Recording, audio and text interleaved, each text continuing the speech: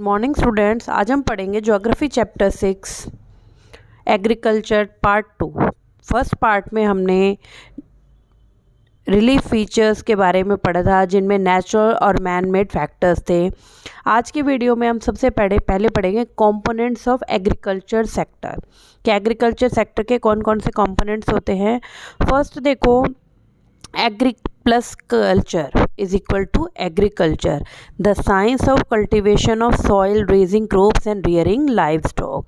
यानी कि वो प्रोसेस जिसके थ्रू सॉइल को तैयार करके उससे अनाज निकाला जाता है, वो पूरा प्रोसेस एग्रीकल्चर कहलाता है।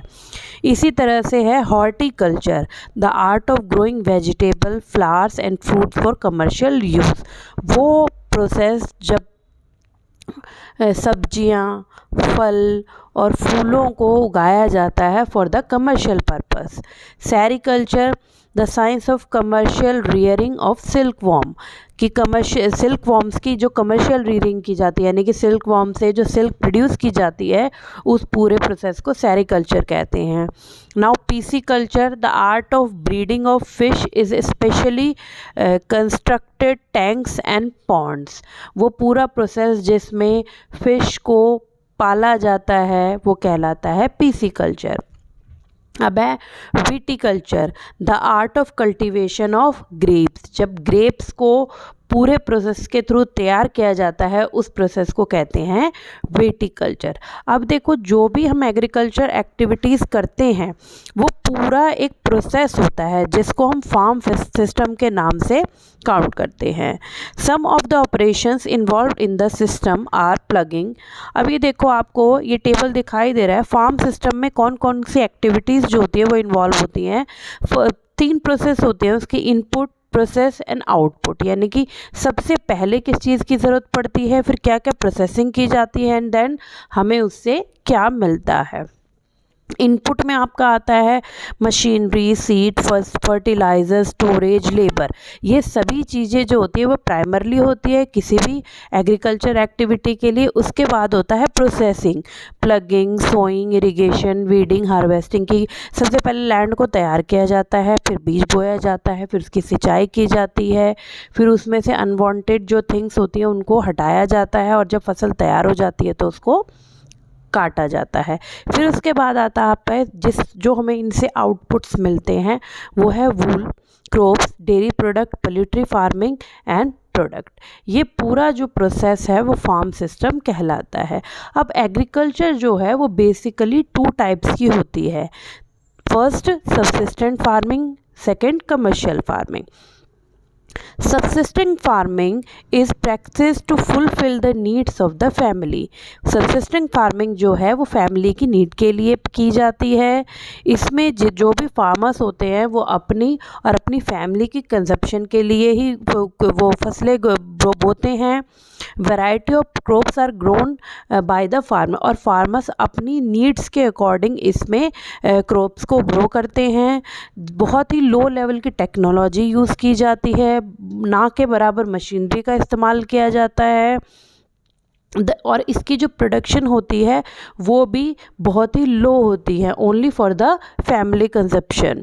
Usually the primitive methods of cultivation are used by the farmers. कि प्रिमिटिव मेथड यानी कि पुराने समय से चलते आ रहे जो मेथड्स हैं, फार्मर्स ज़्यादातर उन्हीं का यूज़ करते हैं इस तरह की फार्मिंग में। The farmers lake in surplus production, ये बहुत ज़्यादा ग्रो नहीं करते हैं, सिर्फ फैमिली की कंजप्शन के लिए ग्रो किया जाता है। सबसिस्टेंट फार्मिंग के बेसिकली 2 टाइप्स होते हैं। फर्स्ट होता है intensive subsistent farming and second primitive subsistent farming. अब प्रिमिटिव सबसिस्टेंट फार्मिंग देखेंगे हम। Shifting cultivation and nomadic herding are the example of the primitive subsistent farming. Primitive हम कह सकते हैं कि जब लोगों को बहुत अच्छे से उसका एग्रीकल्चर करने का पता नहीं था तो वो किस तरह से करते थे। उसमें सबसे पहले शिफ्टिंग कल्टीवेशन। शिफ्टिंग कल्टीवेशन का मतलब है जब जो पहले लोग उसमें जंगलों वगैरह में रहते थे, बेसिकली वो वही उनके घर होते थे, तो वो थोड़े समय के लिए जिस भी भी एरिया पर रुकते थे वहाँ पर शिफ्टिंग कल्टीवेशन का यूज़ करते थे, यानी कि जो भी वो एरिया होता था वहाँ पर पेड़ पौधों को जला दिया जाता था पर्टिकुलर एरिया को, और उससे जो वो राख निकलती थी उसके ऊपर फिर वो खेती जो है वो करते थे। इस एग्रीकल्चर को स्लैश एंड बर्न एग्रीकल्चर भी कहते हैं। इसमें क्या किया जाता है, बेसिकली ये जो थे वो नेचर पर डिपेंडेंट होते थे। शिफ्टिंग कल्टीवेशन में जब दो या 3 साल तक वो वहाँ पर ग्रो करते थे, प्रोडक्शन करते थे, और उसके बाद जब उस लैंड की फर्टिलिटी जो थी वो डिक्रीज़ हो जाती थी तो वो उसके बाद दूसरे एरिया में जाकर सेम प्रोसेस को कंप्लीट करते थे। इसी वजह से इस प्रोसेस का नाम जो है वो शिफ्टिंग कल्टीवेशन रखा गया। नेक्स्ट है आपका nomadic herding. It is also called the live stock farming. इसको नोमैडिक हर्डिंग को लाइव स्टॉक फार्मिंग भी कहा जाता है। Animals are reared and used in different agriculture operation. इस नोमैडिक हर्डिंग में बेसिकली जो जानवर होते हैं उनको पाला जाता है, जिससे हमें अलग अलग चीज़ें मिलती है, जैसे शीप्स को पाला जाता है उनके लिए, या फिर बकरियों को, गाय को, इनको पाला जाता है मिल्क वगैरह के लिए। They do so in search of water and fodder for their animal. और वो एक ही एरिया में जो है लंबे समय तक नहीं रहते थे। जब तक उनके जानवरों को उस एरिया में चारा मिलता था वो तब तक वहाँ रहते थे, उसके बाद जो है वो दूसरे एरिया की तरफ चले जाते थे। बेसिकली ये जिन जानवरों को रियर करते थे वो थे goat, camel, yak, sheep. These animals are reared to get wool hides। ये बेसिकली वूल वगैरह के लिए यूज़ किए जाते थे। Nomadic herding is mainly practice in Sahara desert, Rajasthan, Jammu and Kashmir and the parts of the central Asia. Basically in areas में जो है नोमैडिक हर्डिंग की जाती थी। अब है intensive subsistent farming। It is practiced on a small plot of land। Simple and traditional tools are used in agriculture। ये छोटे से प्लॉट ऑफ लैंड पर यूज़ की जाती है। पुराने जो मशीनरीज वगैरह होती है या टूल्स होते हैं उनका यूज़ किया जाता है। Large number of labours are required in intensive subsistent farming. और इस तरह की फार्मिंग में बहुत ज़्यादा लेबर की ज़रूरत पड़ती है। Small plot of land provides only 1 crop annually. और इंटेंसिव सस्टेन फार्मिंग के थ्रू पूरे साल भर में केवल एक ही फसल जो है वो ग्रो होती है। Like rice, maize, wheat, pulses, oil seed etcetera are grown under the intensive subsistent farming. This type of farming is practice in south east and east Asia, यानी कि इंडिया के साउथ के एरिया में जो है इस तरह की एग्रीकल्चर जो है वो की जाती है। दूसरे टाइप की फार्मिंग होती है commercial farming. Under commercial farming the crops are grown and animals are rear to sell in the market. जैसे कि आपको नाम से पता है कमर्शियल, इट मीन्स वहाँ पर जो भी प्रोसेस के थ्रू चीज़ें तैयार की जाती हैं उनको मार्केट में बेचने के लिए तैयार किया जाता है। कमर्शियल फार्मिंग के फीचर्स है इट कैन बी इंटेंसिव और extensive agriculture, getting more profit in the main motive of the commercial farming. Commercial farming का मेन मोटिव होता है कि वहाँ पे ज़्यादा से ज़्यादा प्रॉफिट गेन किया जाए। यहाँ पर जो फार्मर्स होते हैं उनके पास बहुत बड़े बड़े लैंड एरियाज़ होते हैं। मॉडर्न टेक्निक्स का यूज़ किया जाता है। दोनों ही तरह की क्रॉप्स जो है यहाँ पर ग्रो की जाती है। Both cash and food crops are grown in the commercial farming, यानी कि फूड क्रॉप्स और कैश क्रॉप्स दोनों तरह की क्रॉप्स ग्रो की जाती हैं। Commercial farming can be divided into 3 type. Commercial farming को तीन उससे डिवाइड किया गया है। पहले commercial grain farming, mixed farming and plantation.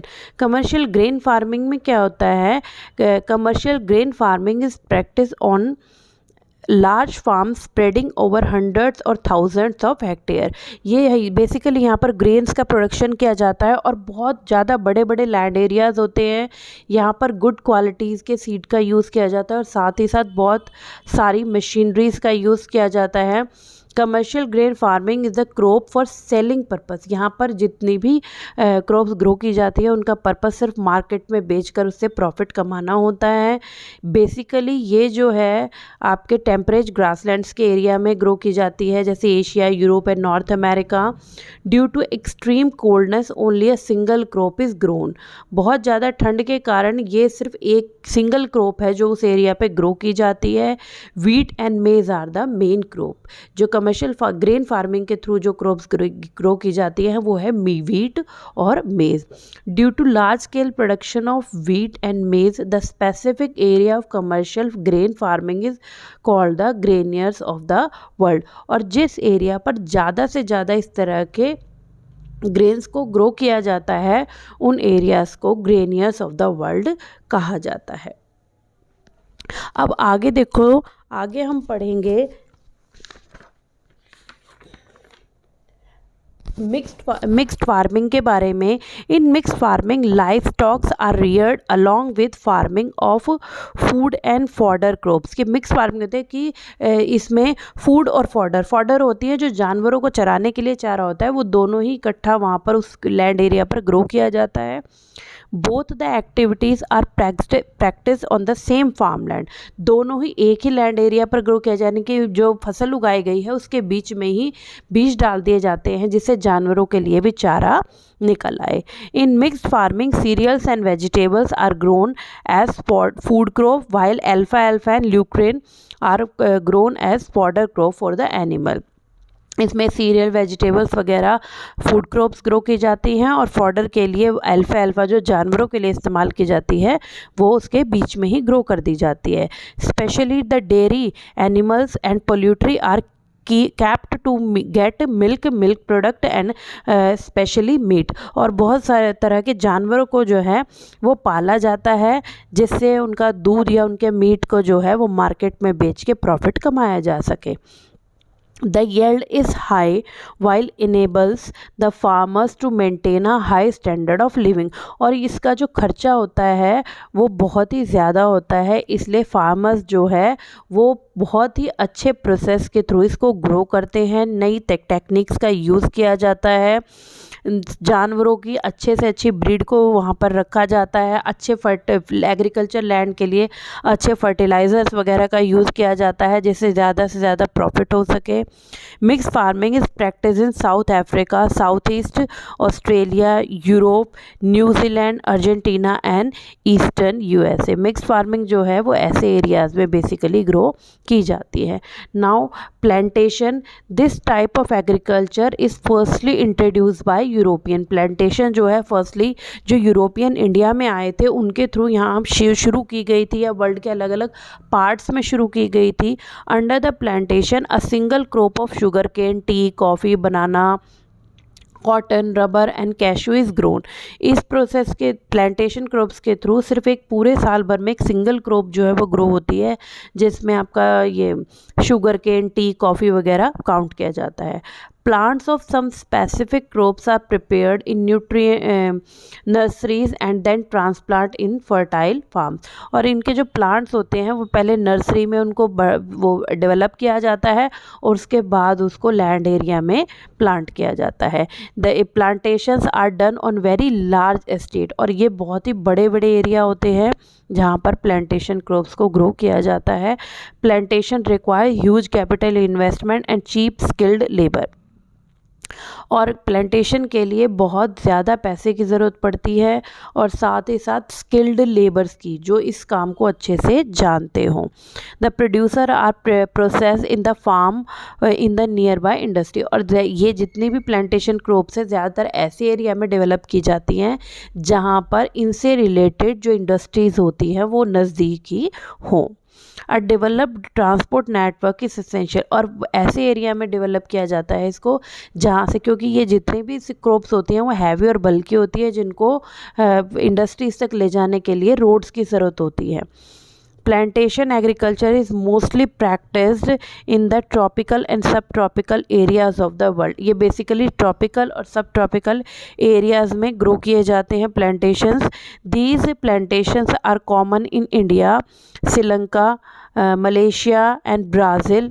यहाँ श्रीलंका में टी, मलेशिया में रबर एंड ब्राज़ील में कॉफ़ी जो है वो बेसिकली ग्रो की जाती है. और हमारे इंडिया में भी प्लांटेशन क्रॉप्स को ग्रो किया जाता है. आई होप आपको ये चैप्टर समझ आया होगा. Now you read this chapter. Thank you.